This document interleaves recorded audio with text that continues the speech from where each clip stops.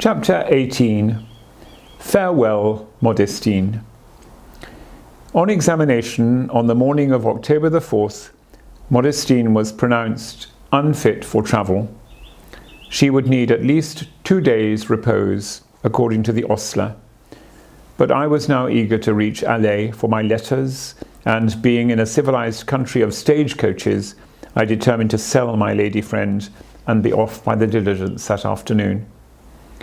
Our yesterday's march, with the testimony of the driver who had pursued us up the long hill of Saint-Pierre, spread a favourable notion of my donkey's capabilities.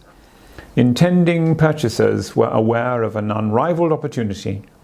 Before 10, I had an offer of 25 francs, and before noon, after a desperate engagement, I sold her, saddle and all, for 35 francs. The pecuniary gain is not obvious, but I had bought freedom into the bargain. Saint-Jean-du-Gard is a large place, and largely Protestant.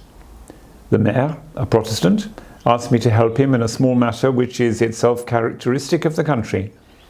The young women of the Cévennes profit by the common religion and the difference of the language to go largely as governesses into England.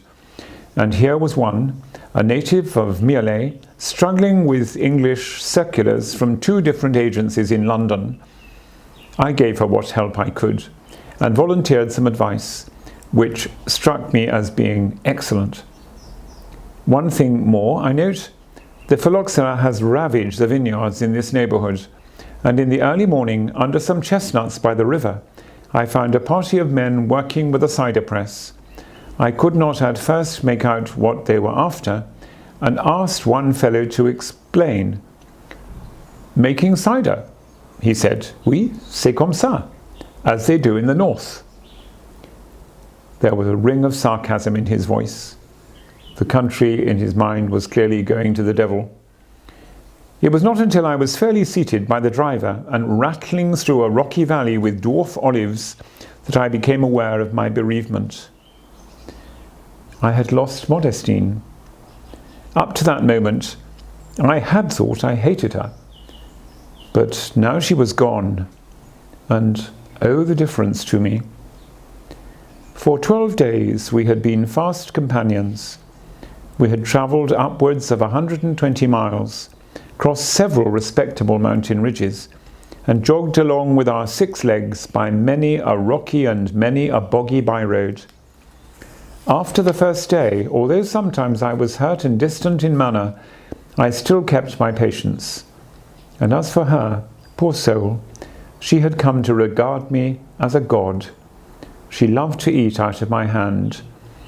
She was patient, elegant in form, the colour of an ideal mouse, and inimitably small.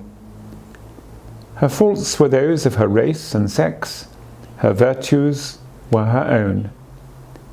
Farewell, and if for ever. Father Adam wept when he sold her to me. After I had sold her in my turn, I was tempted to follow his example, and being alone with a stage driver and 4 or 5 agreeable young men, I did not hesitate to yield to my emotion.